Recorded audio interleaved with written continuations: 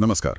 आज हम 2022 के भारत पाकिस्तान तनाव पर जो अलग अलग लेख और रिसर्च पेपर्स हैं उन पर एक नज़र डाल रहे हैं। हाँ, ये वाकई एक बहुत अहम घटना थी। पिछले कई दशकों में शायद सबसे गंभीर फौजी टकराव था ये। बिल्कुल। और इन स्रोतों में काफ़ी कुछ है, पहलगाम हमले से लेकर फिर मिलिट्री एक्शन और ख़ासतौर पर जो नई टेक्नोलॉजी इस्तेमाल हुई।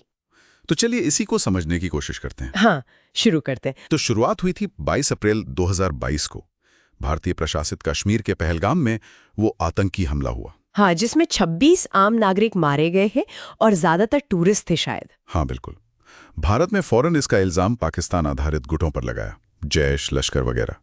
पाकिस्तान ने कहा कि उनका कोई हाथ नहीं। ये तो मतलब अपेक्षित ही था दोनों तरफ से। सही कहा।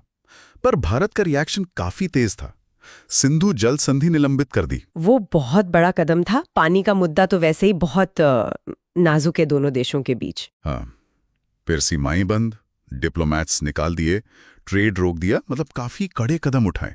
जी। और इसके कुछ ही दिन बाद शायद 7 मई को भारत ने ऑपरेशन सिंदूर शुरू किया। हाँ, इसमें सूत्रों के हिसाब से मिसाइलें, ड्रोन्स, फाइटर जेट्स, इन सब का इस्तेमाल हुआ।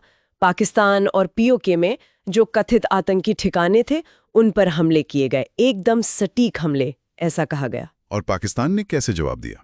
पहले तो एलओसी पे मोटार दागे, फिर 10 मई को उन्होंने अपना ऑपरेशन शुरू किया, ऑपरेशन बुनियान उन मरसूस। इसमें भारतीय सैन्य ठिकानों को निशाना बनाया गया। तो ये सीधी लड़ाई कितने दिन चली? ये सीधी फौजी झड़प कोई 4 दिन चली और 10 मई के आसपास जाकर एक तरह का मतलब अनौपचारिक सीज फायर हुआ। इस सब में जो एक चीज बहुत उभर कर आ रही है वो है लड़ाई के तरीके में बदलाव, खासकर ये ड्रोन्स का इस्तेमाल। ये पहले से अलग था, है ना? बिल्कुल, ये बहुत बड़ा बदलाव था। सूत्र बताते हैं कि पाकिस्तान ने बड़ी संख्या में ड्रोन्स इस्तेमाल किए, करीब 300-400 तुर्की निर्मित ड्रोन्स। 300 से 400 ये तो काफी बड़ा नंबर है। हाँ, और ये भारतीय ठिकानों के खिलाफ इस्तेमाल हुए।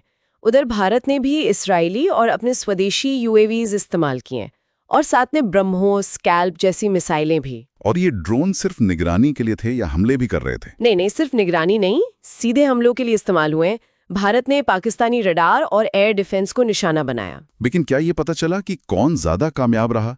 क्योंकि दावे तो दोनों तरफ से हुए होंगे। पाकिस्तान ने भी कहा था कि उन्होंने कई भारतीय ड्रोन मार गिराए। हाँ, दावे दोनों तरफ से थे, स्रोतों में ये दर्ज भी है।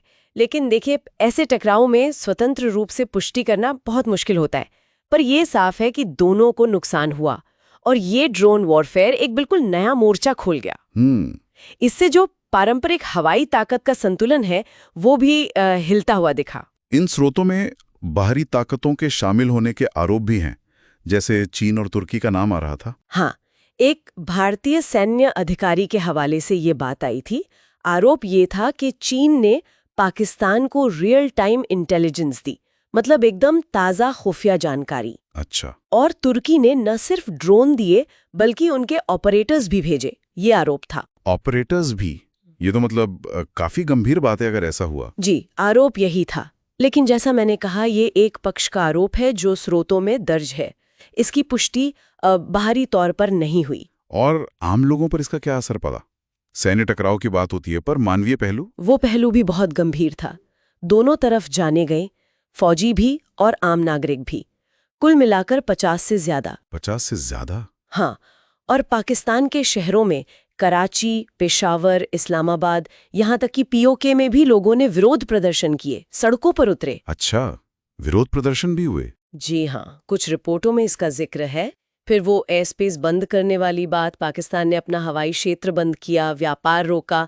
इससे भारतीय एयरलाइंस को बहुत दिक्कत हुई, लंबे रूट लेने पड़े।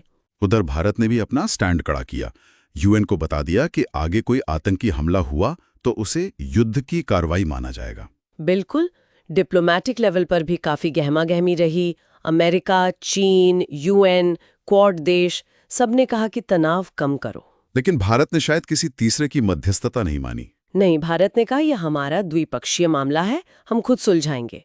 और उधर पाकिस्तान ने भी चेतावनी दी कि अगर पानी के समझौतों से, जैसे सिंधु जल संधि, उससे छेड़छाड़ हुई तो वो उसे जंग की वजह मानेंगे।